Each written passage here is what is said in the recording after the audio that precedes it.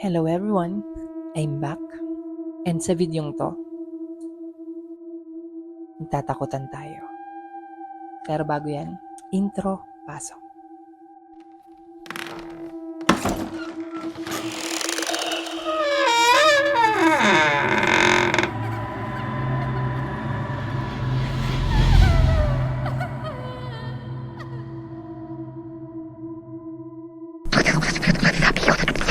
Yan, sana nagustuhan niyo yung aking intro. Ngayong araw ko lang din yung ginawa bago ko i-shoot yung video na ito.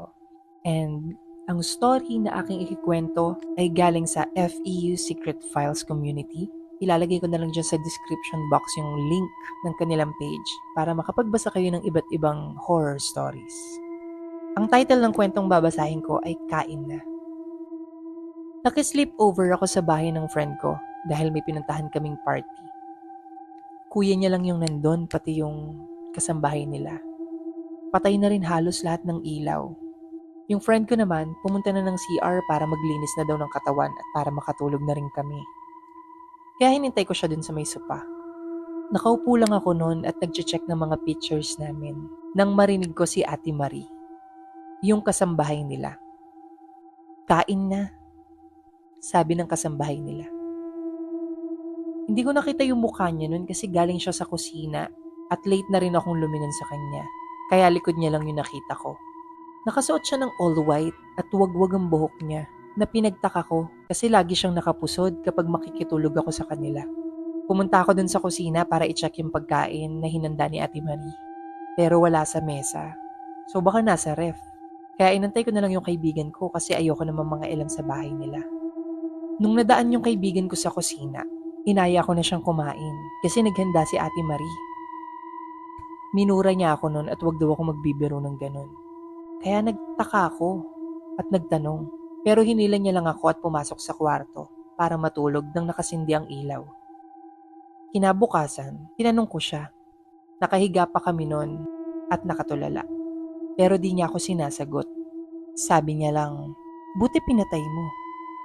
Nagtaka ulit ako kasi di pa ako bumabangon nun eh. Sabi ko sa kanya, di ko naman pinatay. Tsaka bakit mo sinindi? Di ka naman sanay sa maliwanag eh. Bigla niya akong pinauwi nun. Kaya umuwi na ako na nanghihinayang dahil hindi ko natikman yung merienda gawa ni Ate Marie. Last week, inaya ko ulit yung kaibigan ko na yon para pumunta kami sa concert ng isang local band. Kasi paiilawan na ulit yung Christmas tree sa lugar namin. Hanggang sa nagkabiruan kami. Ayoko na pumunta sa inyo kasi di niyo ako pinag-umagahan dun eh. Nagulat siya sa sinabi ko. Namatay na si Ate Marie. Ilang buwan na bago ka pa makitulog sa amin. Kaya hindi ko alam kung sino yung nagyaya sa yung kumain. Eh wala naman nun sila mama. Yung ilaw rin bukas. Eh hindi naman natin yun binuksan. Hindi naman si kuya dahil tulog pa siya. Si Ate Marie lang naman ang nagpapatay ng mga ilaw kapag maliwanag na. At yan ang ating first story sa gabing ito. Napaka-creepy nun ha, yung nakitulog ka lang, nakasleepover ka lang, tapos meron pala silang mga kasama sa bahay na hindi nila nakikita, pero nakakausap mo, or nakita mo. Nakakatakot yun.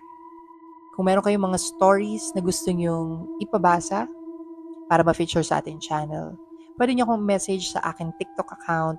Diyan, lalagyan natin yung link dyan sa description box. I-message nyo lang ako para ma-feature natin ang inyong mga stories. And ayan lang muna for today's video. Sana makatulog tayong lahat ng mahimbing ngayong gabi. Kita-kits na lang sa susunod na mga araw. Bye!